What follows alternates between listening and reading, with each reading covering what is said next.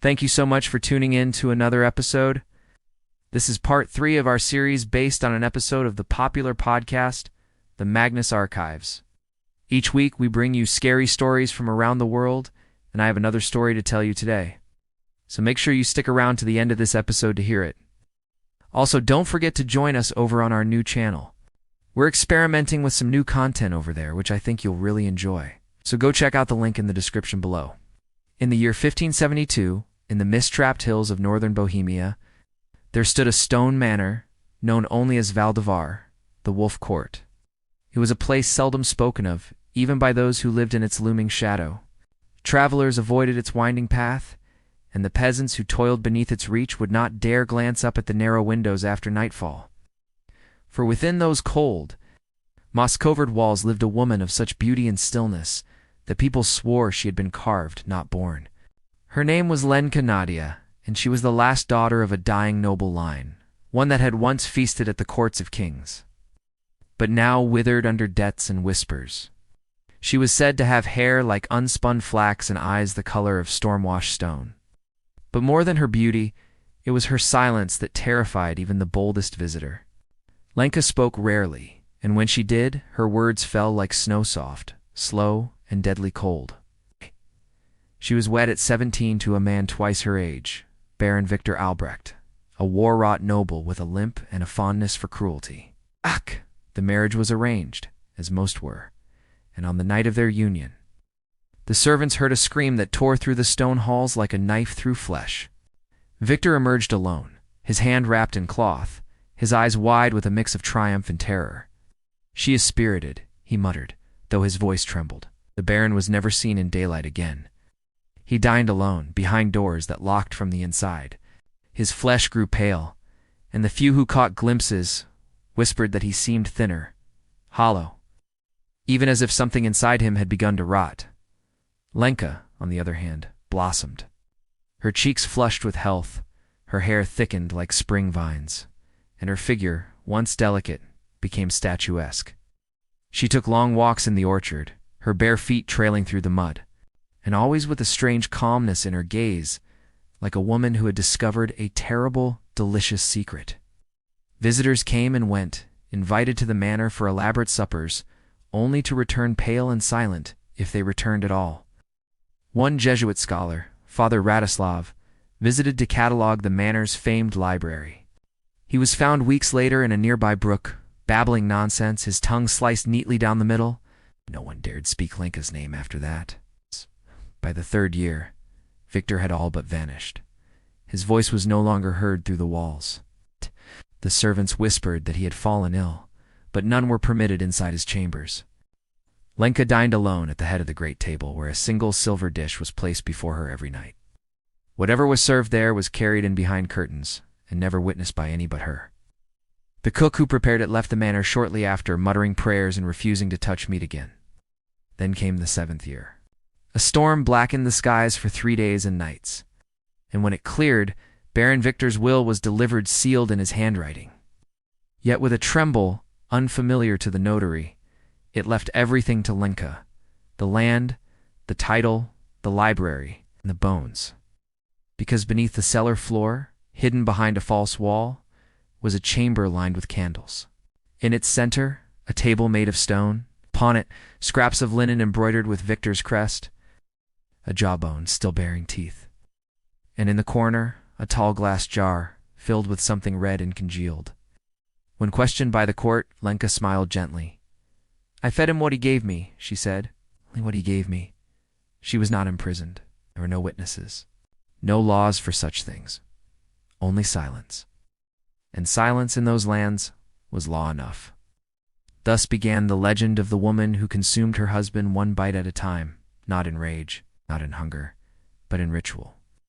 And she lived for many years after, her skin smooth, her hair never gray, her eyes forever the color of storm. The years that followed did little to dim the legend of Lenka Naděje. While the world beyond Valdivar changed, empires fell, borders shifted, and kings lost their heads, Lenka remained, unaged, unbothered.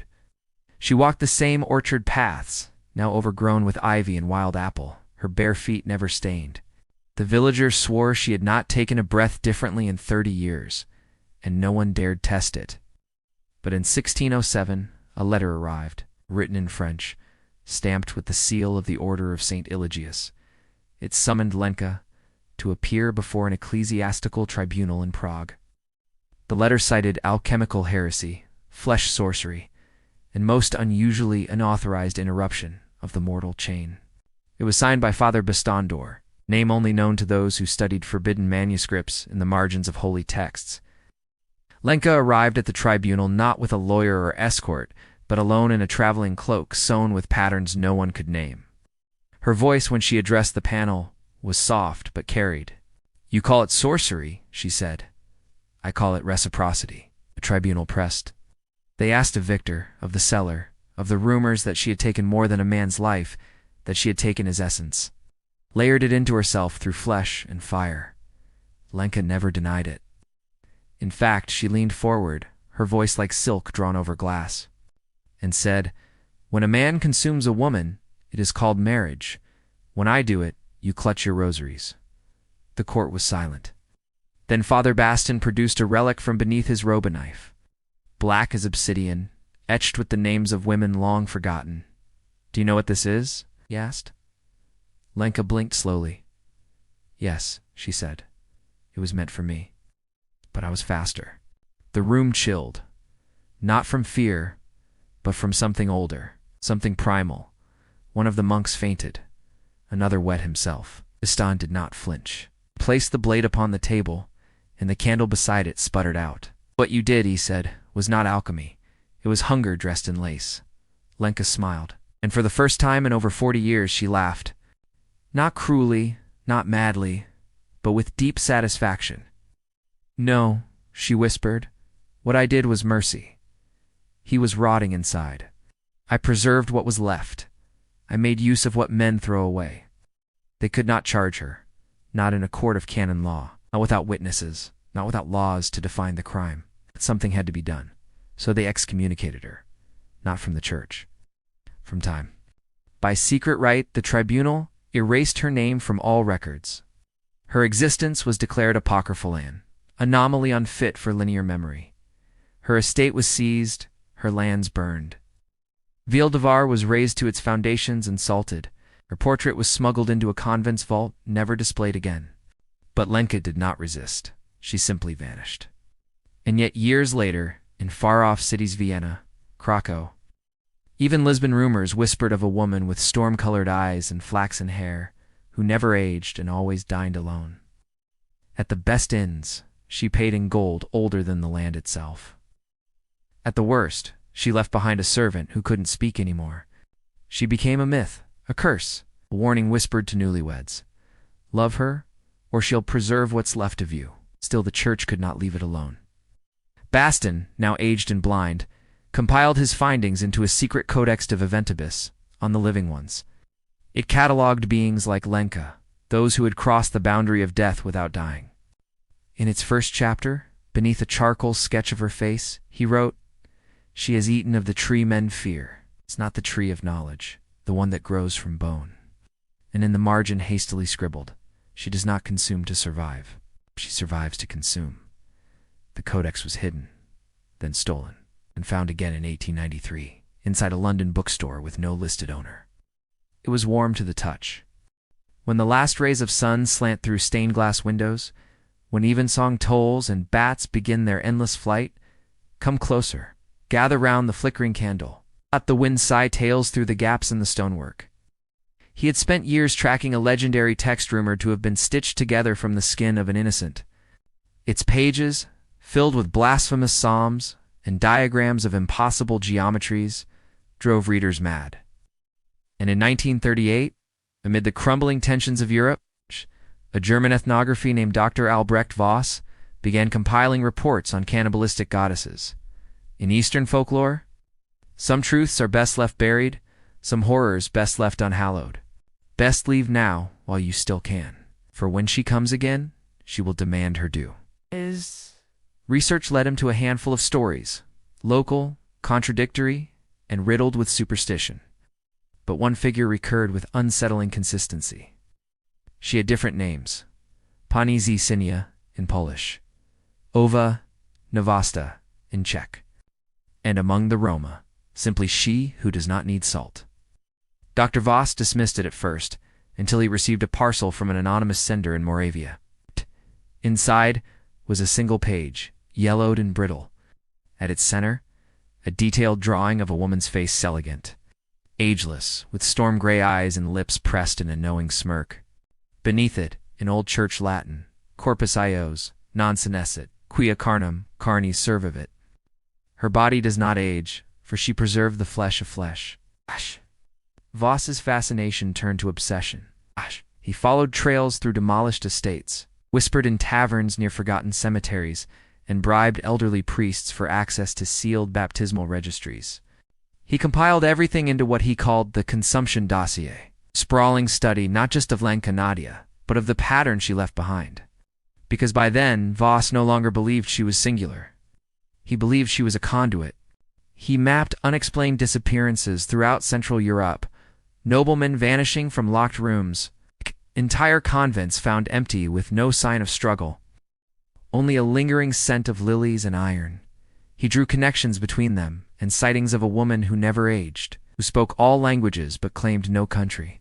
Each disappearance, he believed, was not random, was seasonal, ritualistic, as if something acquired. His final entry, dated June 1940, reads, "It is not immortality she has found, but a loop, a feeding cycle anchored in flesh, fire, and vow. And the most terrifying thing of all, she is not alone. There are others. I have seen one." In Munich, the entry ends there. No trace of Dr. Voss was ever found. His notes, however, resurfaced decades later during the renovation of a Cold War-era bunker beneath Prague Castle. Locked in a lead box was the dossier, intact, along with a velvet pouch containing 6 human teeth polished to shine like pearls. They were identified as belonging to 6 different individuals. Each one had disappeared in a different century.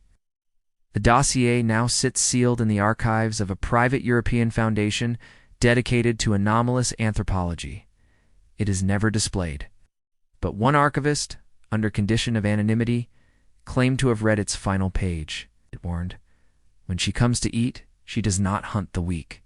She selects the cruel. She devours the rot. She becomes what they never deserved to be." But here's what chills the blood.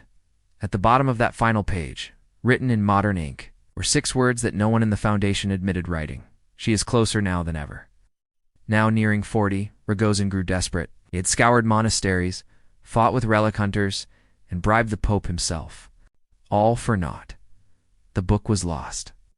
Then, as he prayed in a forgotten chapel in Zara, a wizened old priest approached. With eyes like chips of obsidian, he told Rogozin where to find the codex. But when the scholar arrived, he found only a gaggle of shrieking children in an iron chest bound in human skin. When he pried it open, a draft of icy air shot out, extinguishing his lantern and stealing his voice, unable to call for help in the sudden dark.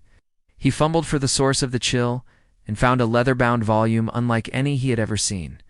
Bound in flesh, it pulsed faintly in his trembling hands. Its pages, filled with characters both beautiful and obscene, seemed to writhe before his eyes. But then, just as suddenly, it stopped. The pulse faded. The pages stilled. When Rogozin finally summoned the strength to call for aid, the chest and the book were gone. For now, I will tell you things best left unspoken, secrets held too long beneath the weight of centuries. Our tale begins in 1892 with a young scholar, Samuel Rogozin. The codex disappeared once more after 1893. Purchased by a young antiquarian named Malcolm Ashcroft, who specialized in rare religious manuscripts. He made no mention of the acquisition in his journals, only that he had begun having the same dream every night. A woman stood in a hallway of mirrors, her face indistinct, but her silhouette unmistakable. She never moved, never spoke, but each time she was closer. By spring of the following year, Ashcroft was found dead in his study. The coroner's report noted no injuries, no signs of struggle, and no apparent cause of death. But curiously, his body weighed almost 7 kilograms less than it should have, despite no loss of limb or fluid. His face was untouched, almost serene, but his lips had been sealed shut. From the inside, sewn with what appeared to be human hair. The codex was never found in the house. Years passed. Wars came and went. The world modernized, but shadows remained where electric light could not reach. Now the candle flames grow weak, evensong tolls. Are you still with me? So heed my warning. The unsettling narrative voice reads, in 1997. A boutique hotel opened on the outskirts of Zesk Krumlov, a quiet Bohemian town wrapped in cobblestones and mist. A secluded, elegant, and discreet place known only to diplomats, curators, and those who paid an untraceable currency. Among the staff, a story circulated about the woman in room 37. She never booked. She simply appeared. Always the same room. Always alone. The discovery of the tunnel would seem to support the legend. But in reality, there is no evidence that any such tunnel existed. Also, check out these other videos which are similar to this one. Thank you for watching, and I hope you have a great day. Also, apologies for any mistakes. I am still learning. Despite the lack of concrete evidence, the legend persists. Some believe that Lenka's spirit still haunts the town, seeking new victims to add to her gruesome collection. Perhaps the most disturbing aspect of the legend is the question of whether or not it is true. Could there be more to the story than just folklore? Or are these tales nothing more than the product of a vivid imagination? Who was Lenka really? And what secrets does her story hold? Maybe one day we will find the answers. She wore gloves, even in summer, drank tea, never wine, and ate only what she brought with her, wrapped in velvet cloth. The cleaning staff were instructed never to enter until she had left. One maid disobeyed and returned with hair white as frost and unable to speak. Her family moved her to a monastery, but the manager, a man named Anton Huber, couldn't resist. On the third visit, as the woman stood at the lobby desk, he dared to look her directly in the eyes. He expected coldness. Instead, he saw something far worse, recognition, as though she had seen him before, as though she remembered him from a life he himself had forgotten. That night, Huber dug through the hotel's restoration files. He discovered the villa's foundations were older than the villa itself, medieval, possibly even pre-Christian. Beneath the wine cellar, they found a stone table and the remnants of what appeared to be ceremonial hooks, long rusted but unmistakable. On the wall, a sigil, carved and burned over, then carved again. The staff called it a stylized wolf, but Huber knew better. It was a seal. This eerie tale of the mysterious woman in room 37 is actually a fictional horror story written by Poppy Z. Brighton first published online in 2017. However, the story cleverly incorporates elements of a real-life legend, adding to its creepiness. The real-life legend, as the story goes, dates back to the 18th century in the Bohemian town of Český Krumlov. The name Lenka Naděje. According to the legend, Lenka, also known as the Lady in White, was a noblewoman who lived in a grand estate on the outskirts of town. She was known for her beauty and grace, as well as her strange and reclusive behavior. Locals reported seeing a ghostly woman dressed in white wandering around the town, especially during the annual Christmas markets. Over time, more stories began to surface. People started disappearing around Lenka's estate, and some believed that she was somehow involved. Whispers spoke of blood sacrifices and dark rituals performed by Lenka and her servants. The story gained even more notoriety in the 20th century, when rumors circulated about an underground tunnel connecting Lenka's estate to the nearby castle. Some believe that Lenka used this tunnel to escape the authorities after committing heinous acts. The legend took a darker turn. When construction work was being carried out on the Baroque hospital in Český Krumlov, workers stumbled upon a series of disturbing artifacts. Among them were human bones, skulls, and jewelry. These grim discoveries fueled speculation that Lenka had been involved in sinister activities and that her estate might have been a site of satanic worship, while the story of the woman in room 37 is fictional. The author clearly had fun playing with the local legends and weaving them into her story. If you enjoyed this scary story, please leave a thumbs up and subscribe for more terrifying tales.